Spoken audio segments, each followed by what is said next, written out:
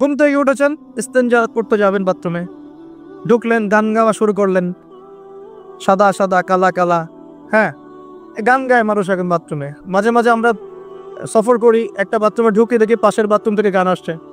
English টয়লেটও গায়ে এখন দিয়ে রাখছে কিছু কিছু বাটি, কি দিয়ে রাখছে, ছোট ছোট টুকরা দেওয়া আছে প্লাস্টিকের এবং হ্যাঁ সিরামিক্সের মনে হয়। তো ওইখানে দাঁড়ায় দাঁড়াই করতে হবে, 1 নাম্বার করলে দাঁড়ায় দাঁড়াই করতে হবে এবং সবগুলো একই মাপের দেওয়া আছে। এখন যদি ব্যক্তির কারো হাইট হয় 6 ফিট, কারো 5 ফিট, কারো 4 ফিট, কারো 2 ফিট, 3 ফিট, এই পার্থক্যে কিভাবে সে মেকআপ করবে আল্লাহ ভালো জানে, এটা কি করে ম্যাচ করবে আল্লাহ ভালো জানে। কাউকে টুলের উপর দাঁড়ায় করতে হবে, কাউকে একটু নিচু হয়ে করতে হবে, মানে মাত্র একই। এই যে একটু আগে এক ভাই বলছিল আপনি তো খানি না হুজুর, 1 চামচ কি 1.5 চামচ ভাত খাচ্ছেন, খানি না। তাই আমি বললাম যে আমি কম খাওয়া হুজুর, কারণ নবী সাল্লাল্লাহু আলাইহি ওয়াসাল্লাম কি শিখিয়েছেন? নবী সাল্লাল্লাহু আলাইহি ওয়াসাল্লামের বাসায় চুলাও জ্বলে না। কিয়ামতের মাঠে তোমাদের সবাইকে যার যার প্রতিদান দেওয়া হবে। এবার তোমাদের গন্তব্য শোনো, ফামান যুহজিহা আনিন নার, ওই দিন যাকে জাহান্নামের আগুন থেকে বাঁচানো হবে, ওয়া উদখিলাল জান্নাহ, এবং জান্নাতে ঢুকিয়ে দেওয়া হবে, ফাকাত ফাজ, ওই ব্যক্তি হচ্ছে সফল। This is the real definition of success. কথা বুঝতে চেষ্টা করে, এটা হচ্ছে the real and final destination and definition of success. এটা সাফল্যের সবচেয়ে সেরা এবং কি বলবো চূড়ান্ত সাফল্যের সঙ্গে। আমি বলি ঢাকা শহরে যে মেয়েগুলো চলাফেরা করে শপিং মলে, রাস্তাঘাটে, এখানে ওখানে, এদের একটা ভালো অংশ কিন্তু জিনগ্রস্ত, জিন ধরা। এটা হয়তো বলবেন কেমন করে এটা বলতে পারেন? হ্যাঁ, আল্লাহর নূর যাদের মধ্যে আছে তারা বলতে পারে। বহু মেয়ে আছে রাস্তাঘাটে ঘোরাফেরা করে, এরা জিনগ্রস্ত, জিন ধরা। জিন ধরা না হলে ওরকম নগ্ন হয়ে ঢং করে রাস্তায় চলাফেরা করতে হয়।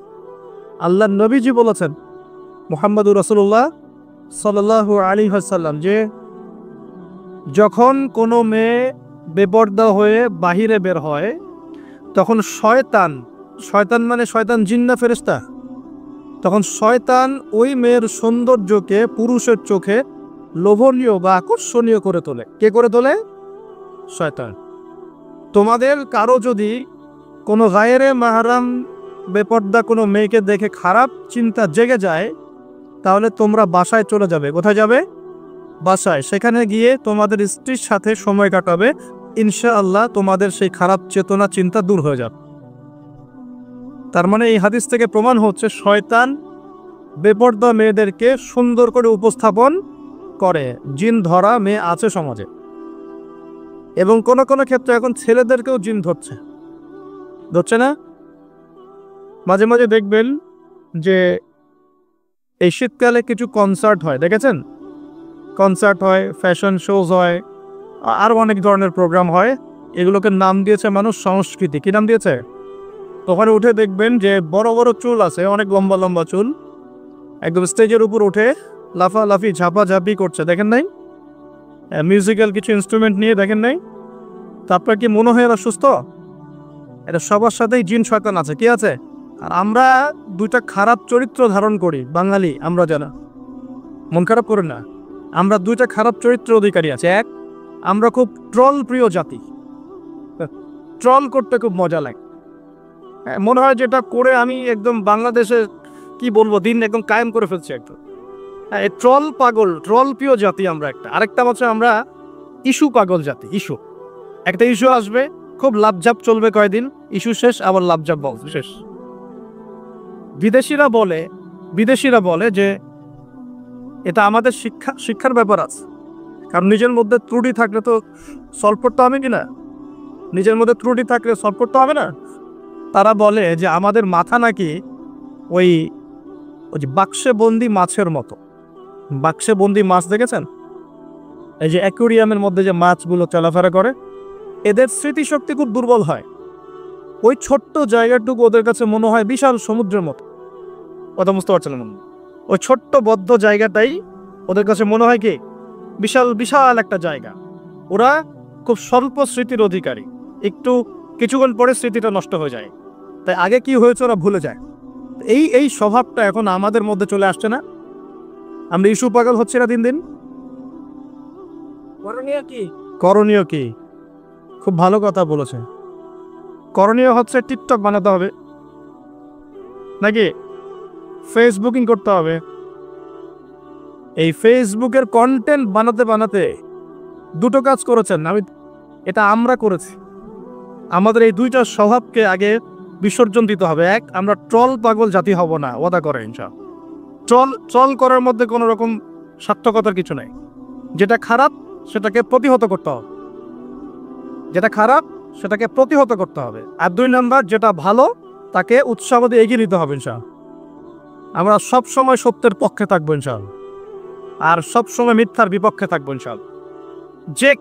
যে কেউ যত বড় আলেম, মুফতি, মুহাদ্দিস, বক্তা, দায়ী যেই হোক না কেন, তার কোনো কথা যদি কোরআন সুন্নাহর বাইরে যায়, কোশ্চিন কালেও সে কথা গ্রহণ করবেন না। সিম্পল। সেটা আমি হই আর যেই হোক না কেন। আর যে কোনো ব্যক্তি, সে যেই হোক না কেন, তার কথা যদি কোরআন সুন্নাহর সাথে মিলে যায়, অবশ্যই সেটা গ্রহণ করবেন ইনশাআল্লাহ, সে যেই হোক না কেন। এখন আমরা যদি আমাদের দৃষ্টিভঙ্গিকে শক্ত করতে না পারি, সামনের দিনগুলো কিন্তু আমাদের জন্য খারাপ হবে। বিশ্বাস করেন, দিন কিন্তু দিন দিন খারাপ হচ্ছে। আমি আসছি ওইদিকে ইনশাআল্লাহ। এই ট্রল পাগল মানসিকতাকে ত্যাগ করতে হবে, আল্লাহ তৌফিক দান করবে। 2 নাম্বার হচ্ছে এই ইস্যু পাগল জাতি হব। ইস্যু পাগল জাতি হব কেন? আমাদের একটা গন্তব্য, লক্ষ্য থাকবে। আমাদের লক্ষ্য কি? আল্লাহ বলেছেন এই আয়াতে, আমাদের লক্ষ্য হচ্ছে আল্লাহ পাক আমাকে সৃষ্টি করেছেন এই পৃথিবীতে আল্লাহর ইবাদত করার জন্য। কিসের জন্য? এটা 1 নাম্বার ডিউটি আমার, এটা আমার লক্ষ্য, আমার কাজ পৃথিবীতে।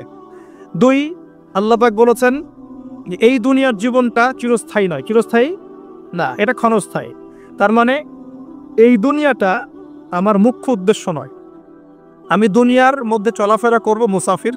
আমার প্রয়োজন আছে বিয়ে শাদী করবেন, চাকরির প্রয়োজন চাকরি করবেন, ব্যবসার প্রয়োজন ব্যবসা করবেন, আপনার রাজনীতি করার প্রয়োজন আছে আপনি করবেন, সব কিছু চলবে। কিন্তু এগুলো আমাদের দুনিয়ার মুখ্য উদ্দেশ্য নয়। এগুলো হচ্ছে আমাদের দুনিয়াকে চালিয়ে নেওয়ার উপকরণ, মাধ্যম মাত্র। কখনোই এই নেশার মধ্যে আমরা ডুবে যাব না। ডুবে যাব, আল্লাহকে ভুলে গিয়ে দুনিয়ায় কখনো ডুবে যাব না। এটা আমার দ্বিতীয় কাজ। 3 নাম্বার কাজ, আমাদের লক্ষ্য স্থির করতে হবে। 2টা লক্ষ্য আমাদের। এক, ভালো করে শোনেন, 2টা লক্ষ্য আমাদের। 1, ইহকালীন লক্ষ্য। 2, পরকালীন লক্ষ্য। কয়টা লক্ষ্য? 1, ইহকালের লক্ষ্য। 2, পরকালে। ইহকালের লক্ষ্য কি? আল্লাহ পাক বলছেন সূরা সফের মধ্যে, সফ মানে সারি, সূরা সফটা পড়ে দেখবেন বাসায় নিয়ে আজকে। আল্লাহ পাক বলছেন হুয়াল্লাযী আরসালা রাসূলাহু বিল হুদা ওয়া দীনিল হক লিইয়ুযহিরাহু আলা দ্বীনি কুল্লি।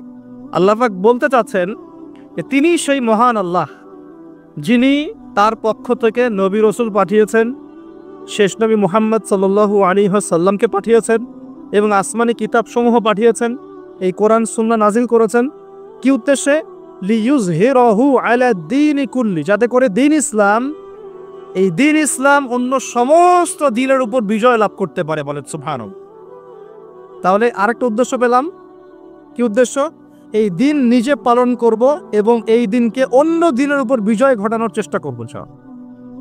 এখন প্রশ্ন, যে এই দিন কি অটোমেটিকলি বিজয় লাভ করবে? মান্না এবং সালোয়া কি এখনো করবে, নাকি আমাদেরকে রিজিকের চেষ্টা করতে হয়? এই যে আমরা চাকরি বাকরি ব্যবসা করি, আল্লাহর কাছে দোয়া করি না, আল্লাহ আমাকে রিজিক দান করো। এই দোয়া করে কি ঘরে বসে থাকি, নাকি দোকান খুলি, কষ্ট করি, ব্যবসা করি, চাকরি করি? তাই করি না?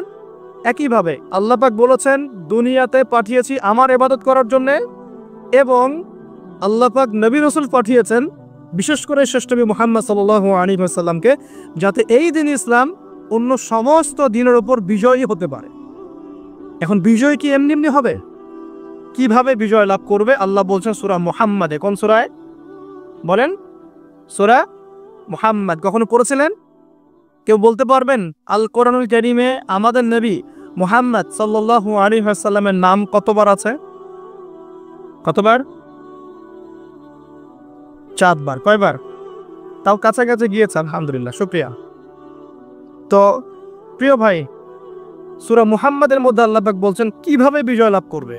কিভাবে বিজয় লাভ করবে আল্লাহ পাক বলছেন খুব ছোট্ট করে, ইন তানসুরুল্লাহা ইয়ানসুরকুম ওয়া ইউসাব্বিত আকদামাকুম। আল্লাহ বলছেন তোমরা সবাই, মানে উম্মতে মুহাম্মাদি, তোমরা যদি আল্লাহকে সাহায্য করো, আল্লাহ তোমাদেরকে সাহায্য করো। শুধু তাই না, ওয়া ইউসাব্বিত আকদামাকুম, তোমাদের পা পদযুগলকে আল্লাহ পাক দৃঢ় করে রাখবেন, পিছলে যাবে না ইনশাআল্লাহ। আরও বলছেন আল্লাহ পাক, ওয়া ইন তাতাওয়াল্লা, যদি আমাকে সাহায্য না করে, দিনকে সাহায্য না করে তোমরা পৃষ্ঠ প্রদর্শন করো। পৃষ্ঠ প্রদর্শন বুঝি তো, মানে দিনের পরও না করে তোমরা তোমাদের মতো চলো, দিনের প্রতি কোনো মায়া মহব্বত নাই, দিন প্রতিষ্ঠার কোনো ফিকির নাই।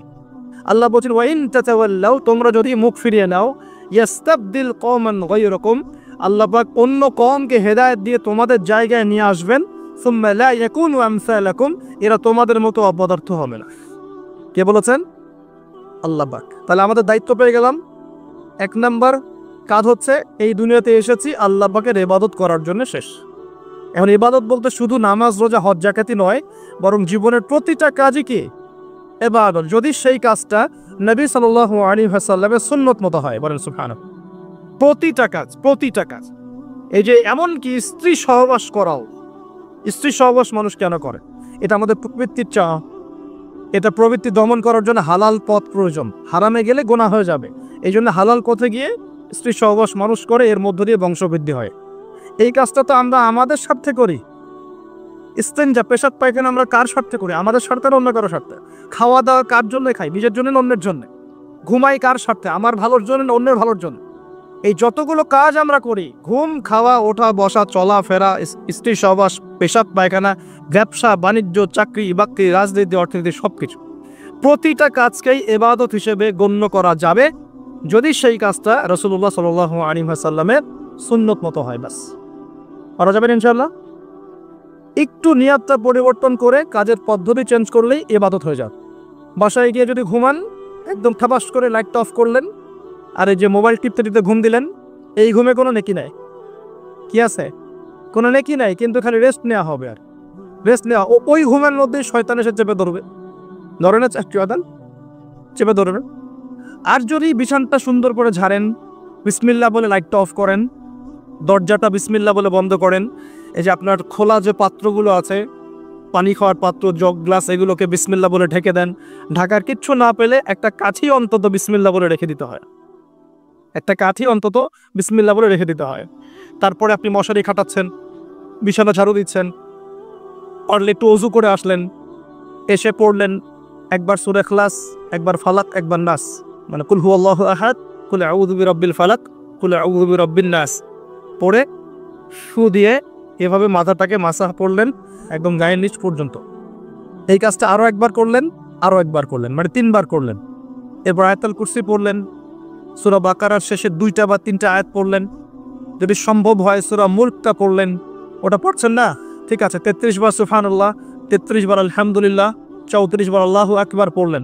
পরে ডান দিকে কাত হলেন, হাতটাকে গালের নিচে রাখলেন, রেখে বললেন আল্লাহুম্মা বিইসমিকা আমুতু ওয়া আহইয়া। কি বললেন? আল্লাহুম্মা বিইসমিকা আমুতু ওয়া আহইয়া। আচ্ছা, কিচ্ছু পারেন না, এত কিছুই পারলেন না, শুধু ডান দিকে কাত হয়ে এখানে গালের নিচে হাত রেখে বললেন আল্লাহুম্মা বিইসমিকা আমুতু ওয়া আহইয়া। এখন আপনি 4 ঘন্টা, 4.5 ঘন্টা, 5 ঘন্টা, 6 ঘন্টা ঘুমালেন। এই যে সময়টুকু ঘুমিয়ে আছেন, আপনি বিশ্বাস করেন এই ঘুমানোর কারণে আপনার আমল নামে নেকি লেখা হবে। ঠিক এভাবেই জীবনের প্রত্যেকটা কাজকে ইবাদতে পরিণত করা সম্ভব যদি আমরা একটা সূত্র মেনে চলি। সূত্র হচ্ছে 2টা। কয়টা? 2টা। এক, সেই কাজটা হবে আল্লাহর সন্তুষ্টির জন্যে। কার জন্যে? আল্লাহর সন্তুষ্টির জন্যে। আর 2, সেই কাজটা হতে হবে আমাদের প্রিয় নবী মুহাম্মদ রাসূলুল্লাহ সাল্লাল্লাহু আলাইহি ওয়াসাল্লামের তরিকা বা সুন্নত মোতাবেক। ব্যাস, শেষ। এভাবে আপনি জীবনের যে কোনো কাজ ইবাদত বানাতে পারেন। ইবাদত। ঘুম থেকে উঠেছেন, ইস্তেঞ্জা করতে যাবেন বাথরুমে, ঢুকলেন, গান গাওয়া শুরু করলেন, সাদা সাদা কালা কালা, হ্যাঁ, গান গায় মানুষ এখন বাথরুমে। মাঝে মাঝে আমরা সফর করি, একটা বাথরুমে ঢুকে দেখি পাশের বাথরুম থেকে গান আসছে। এরকম হয়নি কখনো? ফেস করেন নাই? আচ্ছা, তো কোনো নেকি নাই? নেকি আছে? উল্টা শয়তান ধরবে ওখানে। কি ধরবে? জিন শয়তান ধরবে। কারণ জিন শয়তান ওখানে থাকে, কিন্তু দুষ্ট জিন কোথায় থাকে?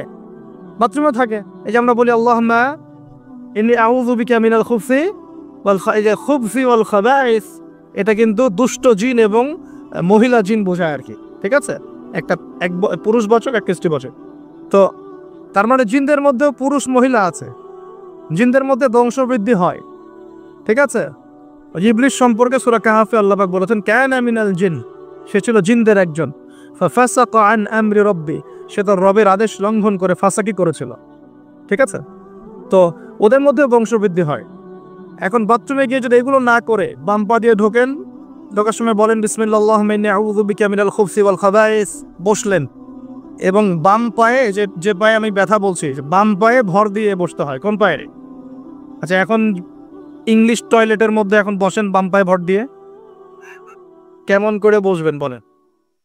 আমি বলি, কিছু মনে করেন না, আমি বলি কি, আমরা প্রত্যেক দিন নামাজে বলি, সবাই বলি, ইমাম মুক্তাদি সবাই বলি গায়রিল মাগদুবি আলাইহিম ওয়ালাদ-দাল্লিন। মনে আছে? এখানে নবীজিকে প্রশ্ন করা হচ্ছে, ইয়া রাসূলুল্লাহ, মাগদুব কারা, দল্লিন কারা? আমরা যে বলি নামাজে, আল্লাহ আমাকে মাগদুবের পথ থেকে বাঁচাও, দল্লিনের পথ থেকে বাঁচাও, ইহদিনাস সিরাতাল মুস্তাকিম, সরল পথ দেখাও। তো ইয়া রাসূলুল্লাহ সাল্লাল্লাহু আলাইহি ওয়াসাল্লাম, এই মাগদুব কারা আর দল্লিন কারা? নবীজি বলছেন, এক বাক্যে বলছেন, শোনো, আল মাগদুব হচ্ছে হুমুল ইহুদ। ওদেরকে দেখে যদি আমরা শিক্ষা না নেই তাহলে আমাদের খরিয়ত খারাপ আছে। আল্লাহ হেফাজত করুন বলে আমি। তো যেটা বলছিলাম, বিশ্ব শাসন করতে হলে বিশ্বের সব ডিপার্টমেন্ট শাসন করতে হবে কি হবে না? হবে। এখন আমরা সূরা ফাতিহায় পড়ি গায়রিল মাগদুবি আলাইহিম, আল্লাহ তুমি আমাদেরকে এখন আপনার সাথে আমার কথা, আপনাদের সাথে আমার কথা, আমাদের পলিটিক্স থেকে শুরু করে বাথরুমের কমোড পর্যন্ত, ঠিক আছে, আইন কানুন থেকে শুরু করে আমাদের চেহারা সুরত পর্যন্ত, আমাদের পোশাক পরিচ্ছদ থেকে শুরু করে অর্থনীতি, পরিবার, সবকিছু, এই সবকিছু ওই দুই জাতির অনুসরণে গড়ে উঠেছে। এটাই সবচেয়ে বড় আফসোসের কথা আমাদের জন্য, সবচেয়ে বড় আফসোস। বাথরুমটাও নিজের মতো করতে পারলাম না। ঠিক আছে, এই যে দেখবেন কমোডে কি বাম পায়ে ভর দিয়ে বসে যাবে? আচ্ছা, ওইখানে কাপড় কি পবিত্র রাখা যাবে? কিভাবে ইউজ করে আমি এখনো বুঝি না, কেমন করে ইউজ করে। ঠিক আছে, আরো নতুন পদ্ধতি আসছে, এটা শুনলে আরো হাসবেন। বিভিন্ন জায়গায় যাওয়া হয়, আলহামদুলিল্লাহ, আল্লাহ বলেছেন সিরু ফিল আরদ, জমিনে বিচরণ করো। আল্লাহ বলেছেন কোরআনে সিরু ফিল আরদ, তোমরা জমিনে ঘুরে দেখো, ফানজুর কাইফা কানা আকিবাতুল মুকাজ্জিবিন, দেখো যে আল্লাহকে যারা মিথ্যা প্রতিপন্ন করেছে, আল্লাহর সাথে সীমা লঙ্ঘন করছে, ওদের কি পরিণতি হয়েছে। দেখলাম যে এখন ইংলিশ টয়লেটও গায়ে এখন দিয়ে রাখছে কিছু কিছু বাটি, কি দিয়ে রাখছে, ছোট ছোট টুকরা দেওয়া আছে প্লাস্টিকের এবং হ্যাঁ সিরামিক্সের মনে হয়। তো ওইখানে দাঁড়ায় দাঁড়াই করতে হবে, 1 নাম্বার করলে দাঁড়ায় দাঁড়াই করতে হবে এবং সবগুলো একই মাপের দেওয়া আছে।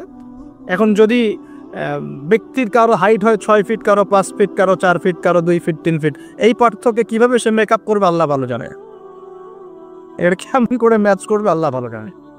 কাউকে টুলের উপর দাঁড়াই করতে হবে, কাউকে নিচু হয়ে করতে হবে, মানে মান তো একই।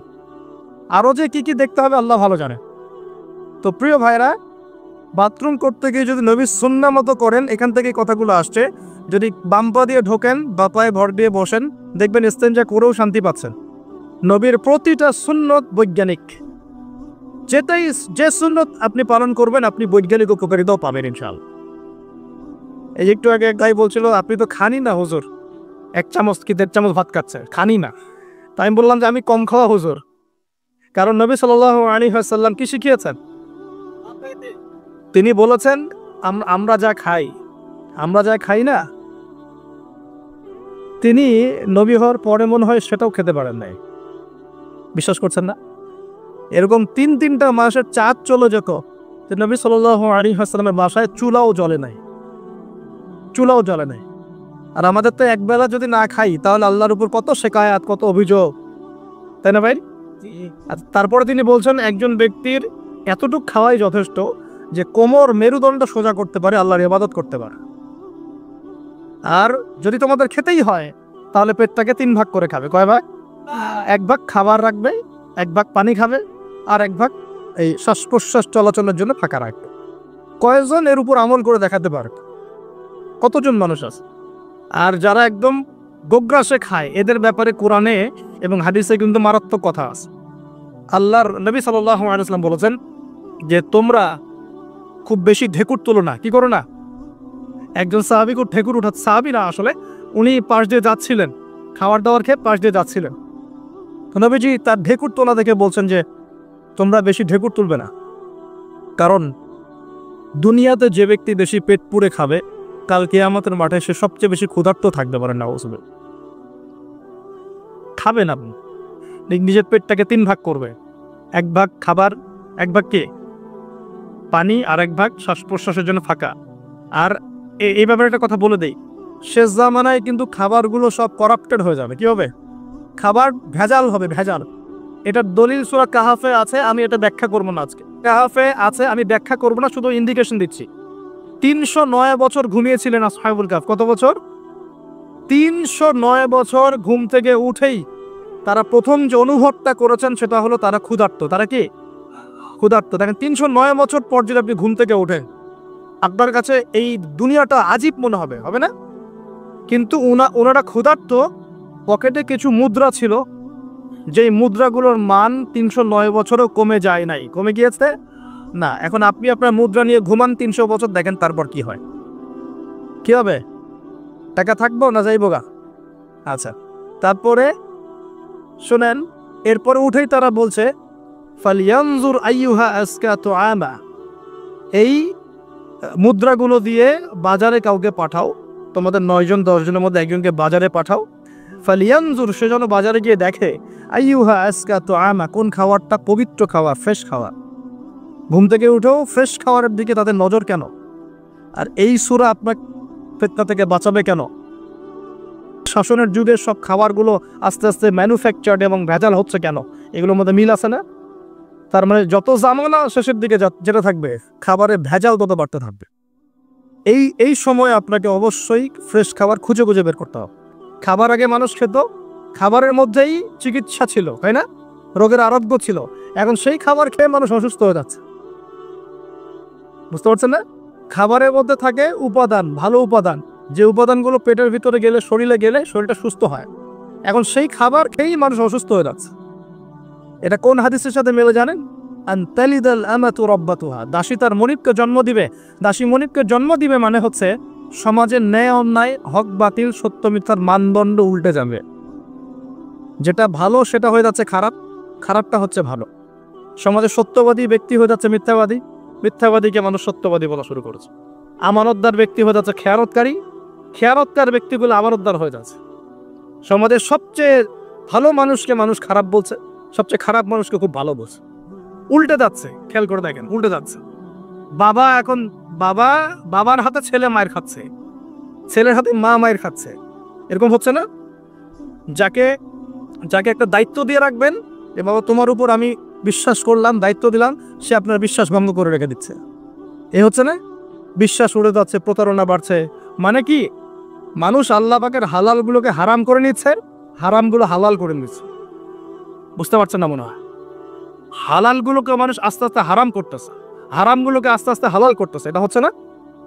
হচ্ছে। খুব খেয়াল করেন। তো এখানে খাবার খেয়ে আপনার উপকার পাওয়ার কথা, খাবার খেয়ে আপনি অসুস্থ হয়ে যাচ্ছে। উল্টা হচ্ছে, উল্টা চলতেছে দুনিয়া। দুনিয়া কি চলছে? উল্টা। ছেলে পড়ছে মেয়ের পোশাক, মেয়ে পড়ছে ছেলের পোশাক। নবী সাল্লাল্লাহু আলাইহি ওয়াসাল্লামের প্রতি দরুদ পেশ করি, বলে আল্লাহুম্মা সাল্লি আলা মুহাম্মাদ, আল্লাহুম্মা বারিক আলা মুহাম্মাদ। সম্মানিত উপস্থিতি, যে কথা বলছিলাম, পরিবেশটা একটু রক্ষা করেন। আমরা খুব লম্বা করব না, গুছাই শেষ করছি ইনশাআল্লাহ। বসা।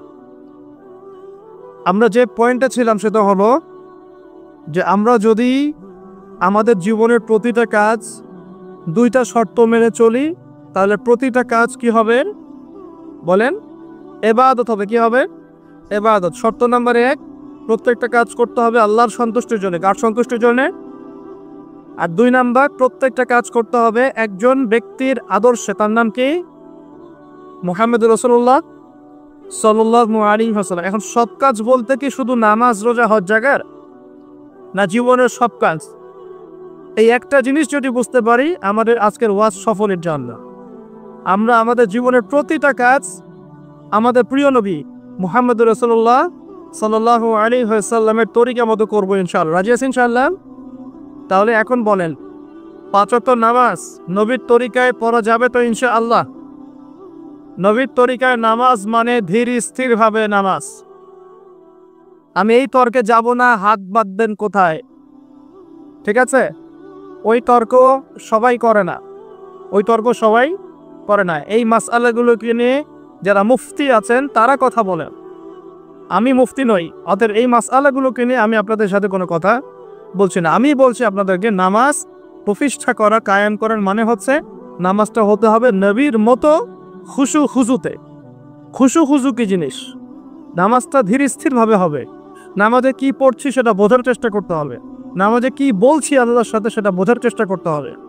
নামাজে রুকুর অর্থ কি, তাসবিহ কি, সেজদায় আমি কি পড়ি, দুই সেজদার মাঝখানে দোয়ার অর্থ কি, তাশাহুদ দরুদ দোয়া মাসুরের অর্থ কি, নামাজের সেজদায় আমি বেশি বেশি দোয়া করতে পারছি কিনা, নামাজ পড়েও আমি গোনা থেকে বেঁচে থাকতে পারছি কিনা, এই বিষয়গুলো বেশি ইম্পর্টেন্ট। আমি কি বোঝাতে পারছি?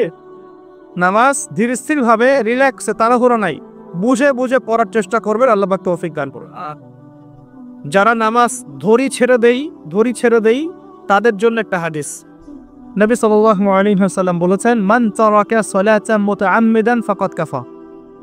মনে রাখবেন, নবীজি বলেছেন, কেউ যদি তার উপরে অর্পিত ফরজ নামাজ ছেড়ে দেয়, নামাজ পড়াকে জরুরি মনে করে না, ফাকাদ কাফারা, সে ব্যক্তি কুফরি করলো। বলে নাউজুবিল্লাহ। নামাজ কি ছাড়বো ভাই? ইনশাআল্লাহ আল্লাহ পাক আমাদের সবাইকে 5 ওয়াক্ত নামাজি বানিয়ে দেন। কোনে আমি রমজান মাস আসার আগেই নামাজের স্পিড আবার ধরতে হবে। পারবো তো ইনশাআল্লাহ? আল্লাহ আমাদের সবাইকে কবুল করুন, বলি আমি। কোরআন একজন পুড়িয়ে দিয়েছে, যদি আমার ক্ষমতা থাকতো ওর গর্দান নামাই দিতাম, কিন্তু তার চেয়েও বড় অপরাধী আমার কাছে আছে, আমাদের চোখে আছে। কে? যে মুসলিম পরিবারে 20-30-40 বছর থেকে আছে, মুসলিম সমাজে, মুসলিম পরিবারে নামাজে যায়, ইমামদেরকে চেনে, আলেমদের সাথে সম্পর্ক আছে, এরপরেও সে কোরআন তেলাওয়াত করতে পারে না। এ বড় অপরাধী আমার কাছে। কে বড় অপরাধী? এটা লজ্জার না? একটা মুসলিম পরিবারের থেকে আমি কোরআন তেলাওয়াত করতে জানবো না, লজ্জার না? নাকি আপনারা সেই সব শায়েখ হতে যাচ্ছে যে কোরআন তেলাওয়াতও করতে জানে না, বাহাসের জন্য ডাকে মানুষকে? দেখেন নাই এরকম আছে না? মনে হয় যেভাবে ইসলাম পালন করা যাবে। ইসলামের জ্ঞান অর্জনের প্রথম ধাপটাই হচ্ছে বিশুদ্ধ করে কোরআন তেলাওয়াত করা শুরু। প্রথম ধাপ কি? আগে বিশুদ্ধ করে কোরআন তেলাওয়াত করা শিখতে হবে। এরপরে আসবে কোরআন হিফসের ব্যাপার, আরবি ব্যাকরণ শেখার ব্যাপার, কোরআনের তাফসীর করার ব্যাপার, হাদিসের ইবারত পড়ার যোগ্যতা অর্জন করা। আস্তে আস্তে আকীদা পড়বে, উসুলের বই পড়বে, ফিকহের বই পড়বে, তারপর এই যে আপনার কুতুবে সিত্তা পড়ে শেষ করবে। তারপরে গিয়ে সে মাশাআল্লাহ একজন দাঈ, আলেম, মুফতি, এগুলো হচ্ছে আলহামদুলিল্লাহ। তো শুরুটা কোত্থেকে হচ্ছে?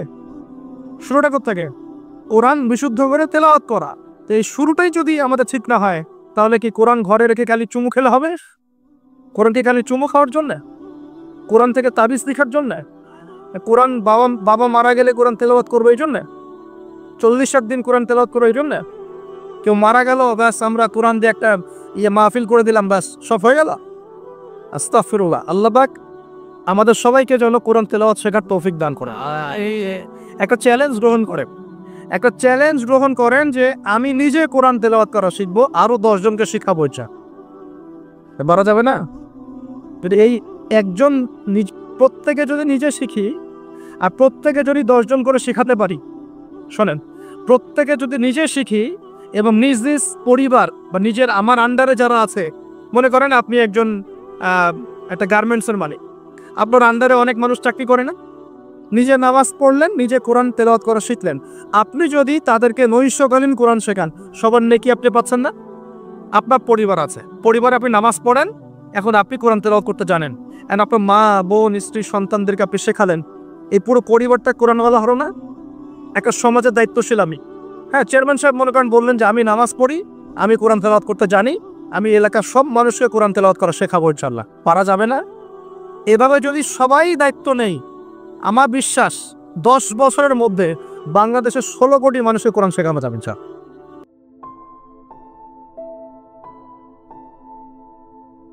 ঘুম থেকে উঠেছেন, ইস্তেঞ্জা করতে যাবেন, বাথরুমে ঢুকলেন, গান গাওয়া শুরু করলেন, সাদা সাদা কালা কালা, হ্যাঁ গান গায় মানুষ এখন বাথরুমে। মাঝে মাঝে আমরা সফর করি, একটা বাথরুমে ঢুকে দেখি পাশের বাথরুম থেকে গান আসছে, ইংলিশ টয়লেটও গায়ে। এখন দিয়ে রাখছে কিছু কিছু বাটি, কি দিয়ে রাখছে? ছোট ছোট টুকরা দেওয়া আছে প্লাস্টিকের এবং হ্যাঁ সিরামিক্সের মনে হয়। তো ওইখানে দাঁড়ায় দাঁড়াই করতে হবে, 1 নাম্বার করলে দাঁড়ায় দাঁড়াই করতে হবে, এবং সবগুলো একই মাপের দেওয়া আছে। এখন যদি ব্যক্তির কারো হাইট হয় 6 ফিট, কারো 5 ফিট, কারো 4 ফিট, কারো 2 ফিট, 3 ফিট, এই পার্থক্যে কিভাবে সে মেকআপ করবে আল্লাহ ভালো জানে। এটা কেমন করে ম্যাচ করবে আল্লাহ ভালো জানে। কাউকে টুলের উপর দাঁড়ায় করতে হবে, কাউকে একটু নিচু হয়ে করতে হবে, মানে মাত্র একই। এই যে একটু আগে এক ভাই বলছিল আপনি তো খানি না হুজুর, 1 চামচ কি 1.5 চামচ ভাত খাচ্ছেন, খানি না। তাই আমি বললাম যে আমি কম খাওয়া হুজুর, কারণ নবী সাল্লাল্লাহু আলাইহি ওয়াসাল্লাম কি শিখিয়েছেন? নবী সাল্লাল্লাহু আলাইহি ওয়াসাল্লামের বাসায় চুলাও জ্বলে না। কিয়ামতের মাঠে তোমাদের সবাইকে যার যার প্রতিদান দেওয়া হবে। এবার তোমাদের গন্তব্য শোনো, ফামান যুহজিহা আনিন নার, ওই দিন যাকে জাহান্নামের আগুন থেকে বাঁচানো হবে, ওয়া উদখিলাল জান্নাহ, এবং জান্নাতে ঢুকিয়ে দেওয়া হবে, ফাকাত ফাজ, ওই ব্যক্তি হচ্ছে সফল। This is the real definition of success. কথা বুঝতে চেষ্টা করে, এটা হচ্ছে the real and final destination and definition of success. এটা সাফল্যের সবচেয়ে সেরা এবং কি বলবো চূড়ান্ত সাফল্যের সঙ্গে। আমি বলি ঢাকা শহরে যে মেয়েগুলো চলাফেরা করে শপিং মলে, রাস্তাঘাটে, এখানে ওখানে, এদের একটা ভালো অংশ কিন্তু জিনগ্রস্ত, জিন ধরা। এটা হয়তো বলবেন কেমন করে এটা বলতে পারেন? হ্যাঁ, আল্লাহর নূর যাদের মধ্যে আছে তারা বলতে পারে। বহু মেয়ে আছে রাস্তাঘাটে ঘোরাফেরা করে, এরা জিনগ্রস্ত, জিন ধরা। জিন ধরা না হলে ওরকম নগ্ন হয়ে ঢং করে রাস্তায় চলাফেরা করতে হয়। আল্লাহর নবীজি বলেছেন, মুহাম্মাদুর রাসূলুল্লাহ সাল্লাল্লাহু আলাইহি ওয়াসাল্লাম, যে যখন কোনো মেয়ে বেপর্দা হয়ে বাহিরে বের হয়, তখন শয়তান মানে শয়তান জিন না ফেরেশতা, তখন শয়তান ওই মেয়ের সৌন্দর্যকে পুরুষের চোখে লোভনীয় বা আকর্ষণীয় করে তোলে। কে করে তোলে? শয়তান। তোমাদের কারো যদি কোনো গায়রে মাহরাম বেপর্দা কোনো মেয়েকে দেখে খারাপ চিন্তা জেগে যায়, তাহলে তোমরা বাসায় চলে যাবে। কোথায় যাবে? বাসায়। সেখানে গিয়ে তোমাদের স্ত্রীর সাথে সময় কাটাবে, ইনশাআল্লাহ তোমাদের সেই খারাপ চেতনা চিন্তা দূর হয়ে যাবে। তার মানে এই হাদিস থেকে প্রমাণ হচ্ছে শয়তান বেপর্দা মেয়েদেরকে সুন্দর করে উপস্থাপন করে। জিন ধরা মেয়ে আছে সমাজে, এবং কোন কোন ক্ষেত্রে এখন ছেলেদেরকেও জিন ধরছে না? মাঝে মাঝে দেখবেন যে এই শীতকালে কিছু কনসার্ট হয়, দেখেছেন? কনসার্ট হয়, ফ্যাশন শোজ হয়, আরও অনেক ধরনের প্রোগ্রাম হয়। এগুলোকে নাম দিয়েছে মানুষ সংস্কৃতি। কি নাম দিয়েছে? ওখানে উঠে দেখবেন যে বড় বড় চুল আছে, অনেক লম্বা লম্বা চুল, একদম স্টেজের উপর উঠে লাফালাফি ঝাপাঝাপি করছে, দেখেন নাই? মিউজিক্যাল কিছু ইনস্ট্রুমেন্ট নিয়ে, দেখেন নাই? তারপর কি মনে হয় এরা সুস্থ? এটা সবার সাথেই জিন শয়তান আছে। কি আছে? আর আমরা দুইটা খারাপ চরিত্র ধারণ করি, বাঙালি আমরা জানা, মন খারাপ করেন না। আমরা দুইটা খারাপ চরিত্র অধিকারী আছে। এক, আমরা খুব ট্রল প্রিয় জাতি, ট্রল করতে খুব মজা লাগে। মনে হয় যেটা করে আমি একদম বাংলাদেশে কি বলবো দিন একদম কায়েম করে ফেলছি একদম। ট্রল পাগল, ট্রল প্রিয় জাতি আমরা একটা। আরেকটা হচ্ছে আমরা ইস্যু পাগল জাতি। ইস্যু, একটা ইস্যু আসবে, খুব লাভঝাপ চলবে কয়েকদিন, ইস্যু শেষ, আবার লাভঝাপ শেষ। বিদেশিরা বলে যে এটা আমাদের শিক্ষার ব্যাপার আছে, কারণ নিজের মধ্যে ত্রুটি থাকলে তো সলভ করতে হবে কিনা, নিজের মধ্যে ত্রুটি থাকলে সলভ করতে হবে না। তারা বলে যে আমাদের মাথা নাকি ওই যে বাক্সে বন্দি মাছের মতো। বাক্সে বন্দি মাছ দেখেছেন? এই যে অ্যাকুরিয়ামের মধ্যে যে মাছগুলো চলাফেরা করে, এদের স্মৃতিশক্তি খুব দুর্বল হয়। ওই ছোট্ট জায়গাটুকু ওদের কাছে মনে হয় বিশাল সমুদ্রের মতো।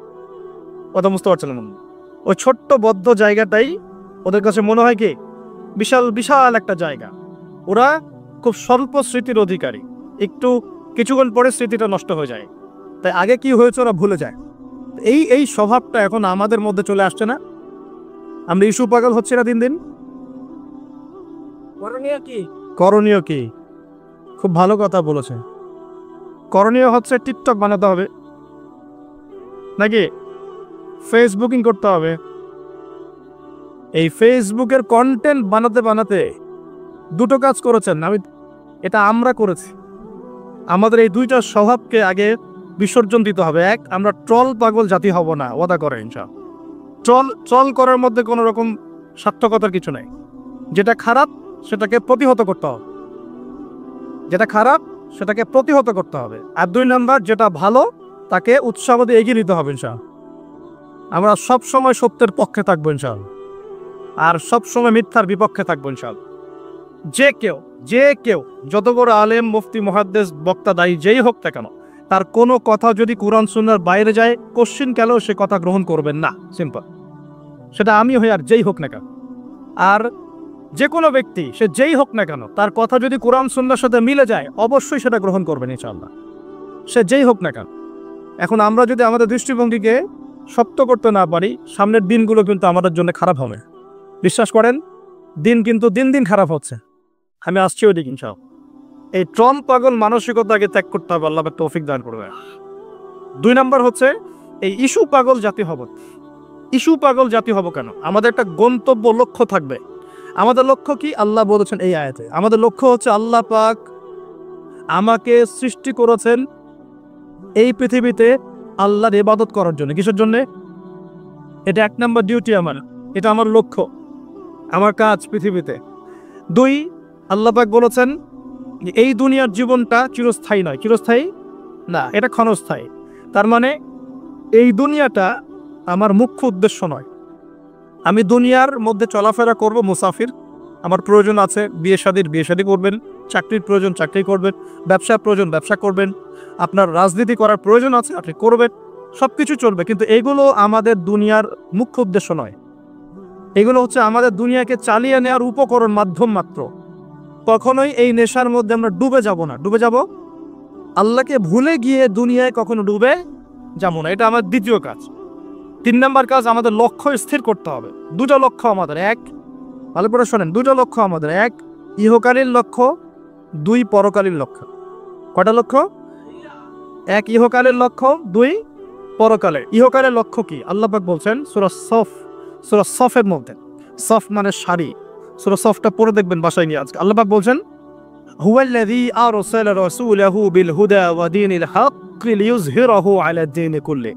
আল্লাহ পাক বলতে চাচ্ছেন যে তিনি সেই মহান আল্লাহ, যিনি তার পক্ষ থেকে নবী রাসূল পাঠিয়েছেন, শেষ নবী মুহাম্মদ সাল্লাল্লাহু আলাইহি ওয়াসাল্লামকে পাঠিয়েছেন এবং আসমানি কিতাবসমূহ পাঠিয়েছেন, এই কোরআন সুন্নাহ নাজিল করেছেন। কি উদ্দেশ্যে? লিইয়ুযহিরাহু আলা দ্বীনি কুল্লি, যাতে করে দ্বীন ইসলাম, এই দ্বীন ইসলাম অন্য সমস্ত দ্বীনের উপর বিজয় লাভ করতে পারে। বলেন সুবহানাল্লাহ। তাহলে আরেকটা উদ্দেশ্য পেলাম। কি উদ্দেশ্য? এই দিন নিজে পালন করব এবং এই দিনকে অন্য দিনের উপর বিজয় ঘটানোর চেষ্টা করব। এখন প্রশ্ন যে এই দিন কি অটোমেটিকলি বিজয় লাভ করবে? মান্না এবং সালোয়া কি এখনো করবে, নাকি আমাদেরকে রিজিকের চেষ্টা করতে হয়? এই যে আমরা চাকরি বাকরি ব্যবসা করি, আল্লাহর কাছে দোয়া করি না, আল্লাহ আমাকে রিজিক দান করো। এই দোয়া করে কি ঘরে বসে থাকি, নাকি দোকান খুলি, কষ্ট করি, ব্যবসা করি, চাকরি করি? তাই করি না? একইভাবে আল্লাহ পাক বলেছেন দুনিয়াতে পাঠিয়েছি আমার ইবাদত করার জন্য, এবং আল্লাহ পাক নবী রাসূল পাঠিয়েছেন বিশেষ করে শ্রেষ্ঠ নবী মুহাম্মদ সাল্লাল্লাহু আলাইহি ওয়াসাল্লামকে, যাতে এই দিন ইসলাম অন্য সমস্ত দিনের উপর বিজয়ী হতে পারে। এখন বিজয় কি এমনি এমনি হবে? কিভাবে বিজয় লাভ করবে? আল্লাহ বলছেন সূরা মুহাম্মাদে। কোন সূরায় বলেন? সূরা মুহাম্মাদ। কখনো পড়েছিলেন? কেউ বলতে পারবেন আল কোরআনুল কারীমে আমাদের নবী মুহাম্মদ সাল্লাল্লাহু আলাইহি ওয়াসাল্লামের নাম কতবার আছে? কতবার? 4 বার। কয়বার?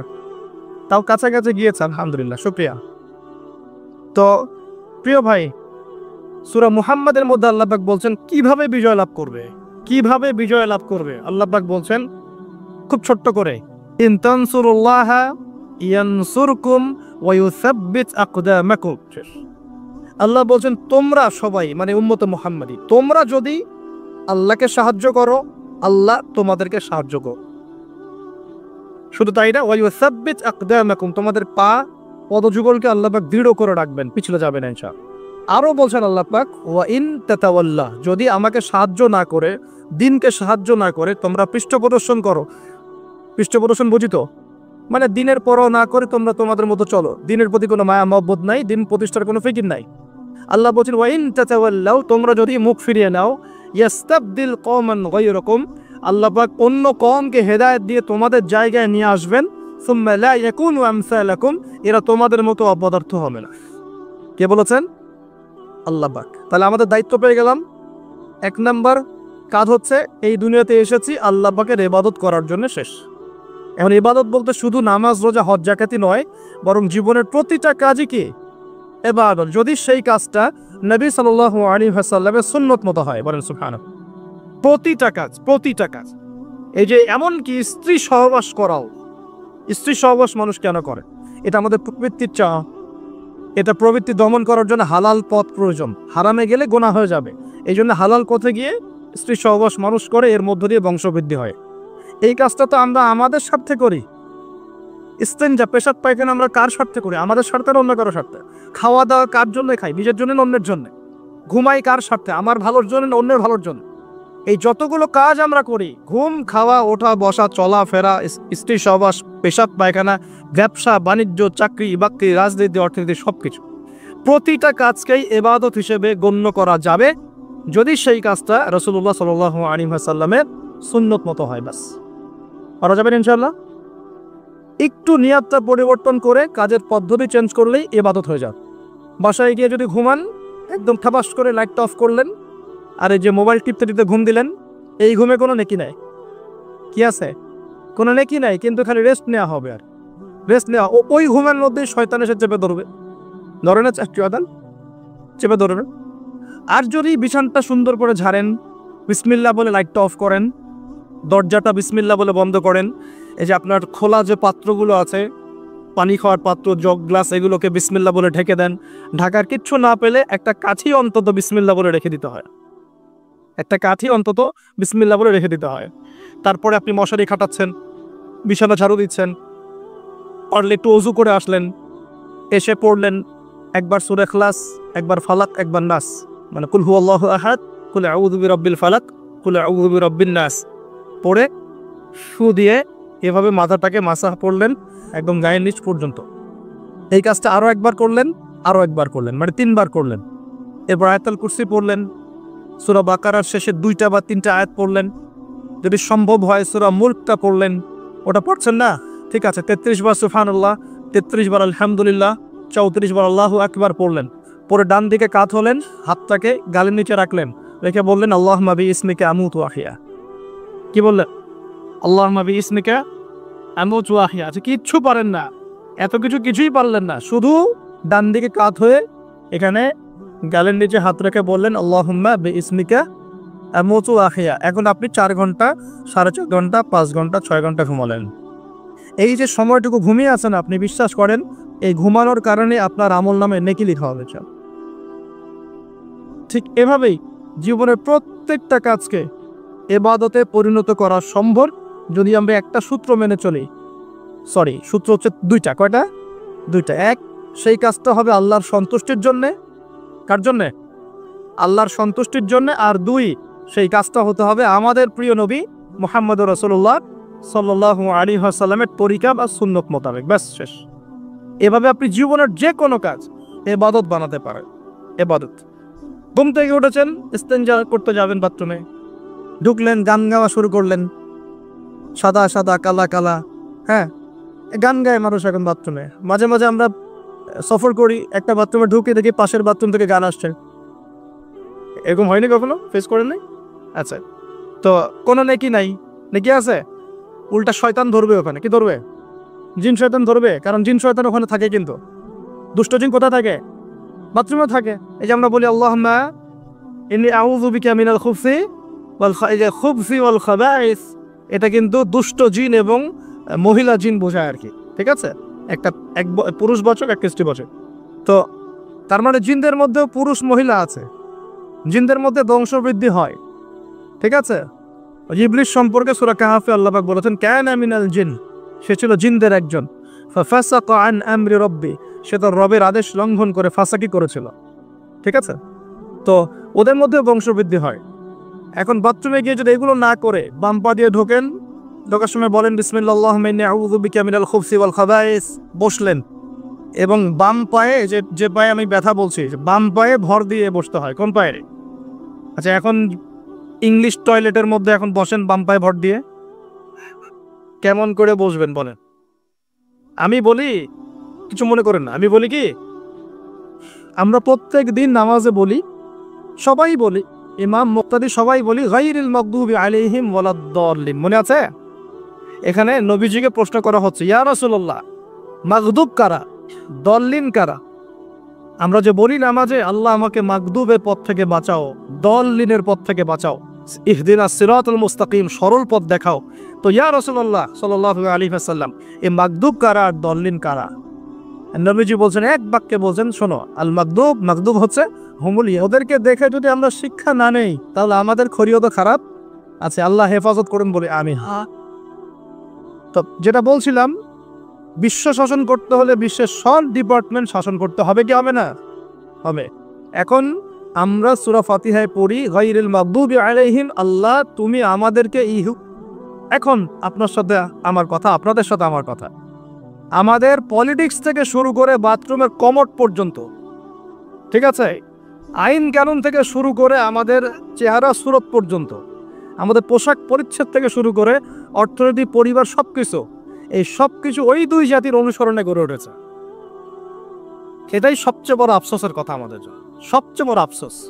বাথরুমটাও নিজের মতো করতে পারলাম না, ঠিক আছে। এই যে দেখবেন কমোডে কি বাম পায়ে ভর দিয়ে বসে যাবে? আচ্ছা, ওইখানে কাপড় কি পবিত্র রাখা যাবে? কিভাবে ইউজ করে আমি এখনো বুঝি না, কেমন করে ইউজ করে, ঠিক আছে। আরো নতুন পদ্ধতি আসছে, এটা শুনলে আরো হাসবেন।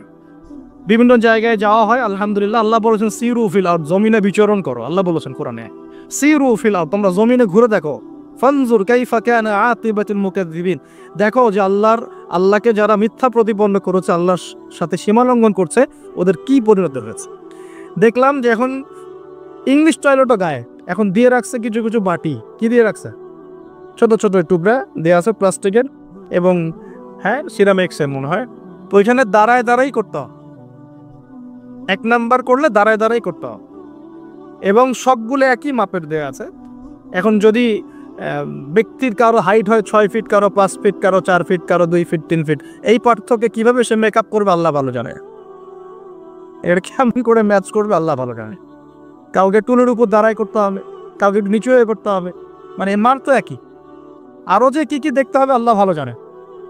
তো প্রিয় ভাইরা, বাথরুম করতে গিয়ে যদি নবীর সুন্নাহ মতো করেন, এখান থেকে কথাগুলো আসছে, যদি বাম পা দিয়ে ঢোকেন, বা পায়ে ভর দিয়ে বসেন, দেখবেন ইস্তেঞ্জা করেও শান্তি পাচ্ছেন। নবীর প্রতিটা সুন্নত বৈজ্ঞানিক, যে সুন্নত আপনি পালন করবেন আপনি বৈজ্ঞানিক উপকারিতাও পাবেন ইনশাআল্লাহ। এই একটু আগে এক ভাই বলছিল, আপনি তো খানি না হুজুর, 1 চামচ কি 1.5 চামচ ভাত খাচ্ছে, খানি না। তাই আমি বললাম যে আমি কম খাওয়া হুজুর, কারণ নবী সাল্লাল্লাহু আলাইহি ওয়াসাল্লাম কি শিখিয়েছেন? তিনি বলেছেন আমরা যা খাই না, তিনি নবী হওয়ার পরে মনে হয় সেটাও খেতে পারেন নাই, বিশ্বাস করছেন না? এরকম 3-3টা মাসের চাঁদ চলে যেত যে নবী সাল্লাল্লাহু আলাইহি ওয়াসাল্লামের বাসায় চুলাও জ্বলে নাই। আর আমাদের তো একবেলা যদি না খাই তাহলে আল্লাহর উপর কত শিকায়াত, কত অভিযোগ, তাই না ভাই? আর তারপরে তিনি বলছেন একজন ব্যক্তির এতটুকু খাওয়াই যথেষ্ট যে কোমর মেরুদণ্ড সোজা করতে পারে, আল্লাহর ইবাদত করতে পারে। আর যদি তোমাদের খেতেই হয় তাহলে পেটটাকে 3 ভাগ করে খাবে। কয় ভাগ? 1 ভাগ খাবার রাখবে, 1 ভাগ পানি খাবে, আর 1 ভাগ এই শ্বাস প্রশ্বাস চলাচলের জন্য ফাঁকা রাখবে। কয়জন এর উপর আমল করে দেখাতে পারে? কতজন মানুষ আছে? আর যারা একদম গোগ্রাসে খায়, এদের ব্যাপারে কোরআনে এবং হাদিসে কিন্তু মারাত্মক কথা আছে। আল্লাহর নবী সাল্লাল্লাহু আলাইহি ওয়াসাল্লাম বলেছেন যে তোমরা খুব বেশি ঢেকুর তোলো না। কি করো না? একজন সাহাবীকে ঢেকুর উঠাচ্ছে, সাহাবী না আসলে, উনি পাশ দিয়ে যাচ্ছিলেন, খাবার দাবার খেয়ে পাশ দিয়ে যাচ্ছিলেন। তো নবীজি তার ঢেকুর তোলা দেখে বলছেন যে তোমরা বেশি ঢেকুর তুলবে না, কারণ দুনিয়াতে যে ব্যক্তি বেশি পেট পুরে খাবে, কাল কিয়ামতের মাঠে সে সবচেয়ে বেশি ক্ষুধার্ত থাকতে পারে। নাউযুবিল্লাহ। খাবেন আপনি, নিজের পেটটাকে 3 ভাগ করবে, 1 ভাগ খাবার, 1 ভাগ কি পানি, আর 1 ভাগ শ্বাস প্রশ্বাসের জন্য ফাঁকা। আর এই ব্যাপারে একটা কথা বলে দেই, শেষ জামানায় কিন্তু খাবারগুলো সব করাপ্টেড হয়ে যাবে। কি হবে? খাবার ভেজাল হবে, ভেজাল। এটার দলিল সূরা কাহাফে আছে, আমি এটা ব্যাখ্যা করব না আজকে। কাহাফে আছে, আমি ব্যাখ্যা করব না, শুধু ইন্ডিকেশন দিচ্ছি। 309 বছর ঘুমিয়েছিলেন আসহাবুল কাহফ। কত বছর? 309 বছর ঘুম থেকে উঠেই তারা প্রথম যে অনুভবটা করেছেন সেটা হলো তারা ক্ষুধার্ত। তারা কি ক্ষুধার্ত? দেখেন 309 বছর পর যদি আপনি ঘুম থেকে ওঠেন, আপনার কাছে এই দুনিয়াটা আজীব মনে হবে, হবে না? কিন্তু ওনারা ক্ষুধার্ত, পকেটে কিছু মুদ্রা ছিল, যেই মুদ্রাগুলোর মান 309 বছরও কমে যায় নাই। কমে গিয়েছে না। এখন আপনি আপনার মুদ্রা নিয়ে ঘুমান 300 বছর, দেখেন তারপর কি হয়, কি হবে? টাকা থাকবো না যাইবো গা? আচ্ছা, তারপরে শোনেন, এরপরে উঠেই তারা বলছে ফালিয়ানজুর আইয়ুহা আজকা তুআমা, এই মুদ্রাগুলো দিয়ে বাজারে কাউকে পাঠাও, তোমাদের 9 জন 10 জনের মধ্যে একজনকে বাজারে পাঠাও। ফালিয়ানজুর, সে যেন বাজারে গিয়ে দেখে আইয়ুহা আজকা তুআমা, কোন খাবারটা পবিত্র খাবার, ফ্রেশ খাবার। ঘুম থেকে উঠেও ফ্রেশ খাবারের দিকে তাদের নজর কেন? আর এই সূরা আপনার ফিতনা থেকে বাঁচাবে কেন? শাসনের যুগে সব খাবারগুলো আস্তে আস্তে ম্যানুফ্যাকচার্ড এবং ভেজাল হচ্ছে কেন? এগুলোর মধ্যে মিল আছে না? তার মানে যত জামানা শেষের দিকে যেটা থাকবে, খাবারে ভেজাল তত বাড়তে থাকবে। এই সময় আপনাকে অবশ্যই ফ্রেশ খাবার খুঁজে খুঁজে বের করতে হবে। খাবার আগে মানুষ খেত, খাবারের মধ্যেই চিকিৎসা ছিল, তাই না? রোগের আরোগ্য ছিল। এখন সেই খাবার খেয়ে মানুষ অসুস্থ হয়ে যাচ্ছে। বুঝতে পারছেন না? খাবারের মধ্যে থাকে উপাদান, ভালো উপাদান, যে উপাদানগুলো পেটের ভিতরে গেলে, শরীরে গেলে শরীরটা সুস্থ হয়। এখন সেই খাবার খেয়েই মানুষ অসুস্থ হয়ে যাচ্ছে। এটা কোন হাদিসের সাথে মেলে জানেন? আনতালিদাল আমাতু রাব্বাতুহা, দাসী তার মনিবকে জন্ম দিবে। দাসী মনিবকে জন্ম দিবে মানে হচ্ছে সমাজের ন্যায় অন্যায়, হক বাতিল, সত্য মিথ্যার মানদণ্ড উল্টে যাবে। যেটা ভালো সেটা হয়ে যাচ্ছে খারাপ, খারাপটা হচ্ছে ভালো। সমাজে সত্যবাদী ব্যক্তি হয়ে যাচ্ছে মিথ্যাবাদী, মিথ্যাবাদীকে মানুষ সত্যবাদী বলা শুরু করেছে। আমানতদার ব্যক্তি হয়ে যাচ্ছে খেয়ারতকারী, খেয়ারতকার ব্যক্তিগুলো আমানতদার হয়ে যাচ্ছে।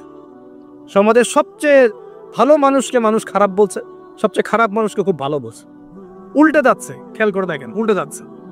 বাবা এখন বাবার হাতে ছেলে মায়ের খাচ্ছে, ছেলের হাতে মা মায়ের খাচ্ছে, এরকম হচ্ছে না? যাকে একটা দায়িত্ব দিয়ে রাখবেন, এ বাবা তোমার উপর আমি বিশ্বাস করলাম, দায়িত্ব দিলাম, সে আপনার বিশ্বাস ভঙ্গ করে রেখে দিচ্ছে। এ হচ্ছে না?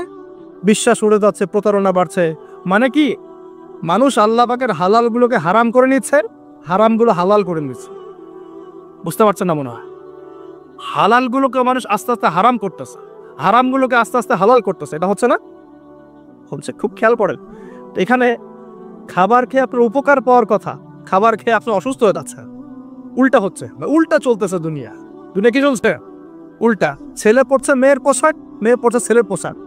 নবী সাল্লাল্লাহু আলাইহি ওয়াসাল্লামের প্রতি দরুদ পেশ করি, বলে আল্লাহুম্মা সাল্লি আলা মুহাম্মাদ, আল্লাহুম্মা বারিক আলা মুহাম্মাদ। সম্মানিত উপস্থিতি, যে কথা বলছিলাম, পরিবেশটা একটু রক্ষা করেন। আমরা খুব লম্বা করব না, গুছায় শেষ করছি ইনশাআল্লাহ। বসা।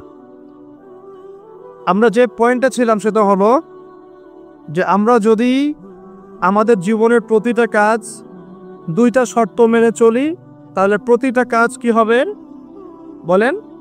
ইবাদত হবে। কি হবে? ইবাদত। শর্ত নাম্বার 1, প্রত্যেকটা কাজ করতে হবে আল্লাহর সন্তুষ্টির জন্য। কার সন্তুষ্টির জন্য? আর 2 নাম্বার, প্রত্যেকটা কাজ করতে হবে একজন ব্যক্তির আদর্শে। তার নাম কি? মুহাম্মদ রাসূলুল্লাহ সাল্লাল্লাহু আলাইহি ওয়াসাল্লাম। এখন সব কাজ বলতে কি শুধু নামাজ, রোজা, হজ জাকাত? না, জীবনের সব কাজ।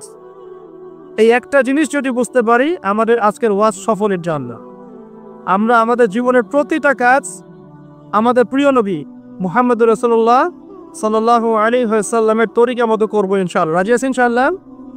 তাহলে এখন বলেন, 5 ওয়াক্ত নামাজ নবীর তরিকায় পড়া যাবে তো ইনশাআল্লাহ? নবীর তরিকায় নামাজ মানে ধীর স্থির ভাবে নামাজ। আমি এই তর্কে যাব না, হাত বাঁধবেন কোথায়, ঠিক আছে? ওই তর্ক সবাই করে না, ওই তর্ক সবাই করে না। এই মাসআলাগুলোকে নিয়ে যারা মুফতি আছেন তারা কথা বলেন, আমি মুফতি নই। অতএব এই মাসআলাগুলোকে নিয়ে আমি আপনাদের সাথে কোনো কথা বলছি না। আমি বলছি আপনাদেরকে, নামাজ প্রতিষ্ঠা করা, কায়েম করার মানে হচ্ছে নামাজটা হতে হবে নবীর মতো খুশু খুজুতে। খুশু খুজু কি জিনিস? নামাজটা ধীর স্থিরভাবে হবে। নামাজে কি পড়ছি সেটা বোঝার চেষ্টা করতে হবে। নামাজে কি বলছি আল্লাহর সাথে সেটা বোঝার চেষ্টা করতে হবে। নামাজে রুকুর অর্থ কি, তাসবিহ কি, সেজদায় আমি কি পড়ি, 2 সেজদার মাঝখানে দোয়ার অর্থ কি, তাশাহুদ দরুদ দোয়া মাসুরের অর্থ কি, নামাজের সেজদায় আমি বেশি বেশি দোয়া করতে পারছি কিনা, নামাজ পড়েও আমি গোনা থেকে বেঁচে থাকতে পারছি কিনা, এই বিষয়গুলো বেশি ইম্পর্টেন্ট। আমি কি বোঝাতে পারছি? নামাজ ধীর স্থিরভাবে রিল্যাক্সে, তাড়াহুড়া নাই, বুঝে বুঝে পড়ার চেষ্টা করবেন, আল্লাহ পাক তৌফিক দান করুন। যারা নামাজ ধরি ছেড়ে দেই তাদের জন্য একটা হাদিস, নবী সাল্লাল্লাহু আলাইহি ওয়াসাল্লাম বলেছেন, মান তারাকা সালাতান মুতাআম্মিদান ফাকাদ কাফা। মনে রাখবেন, নবীজি বলেছেন, কেউ যদি তার উপরে অর্পিত ফরজ নামাজ ছেড়ে দেয়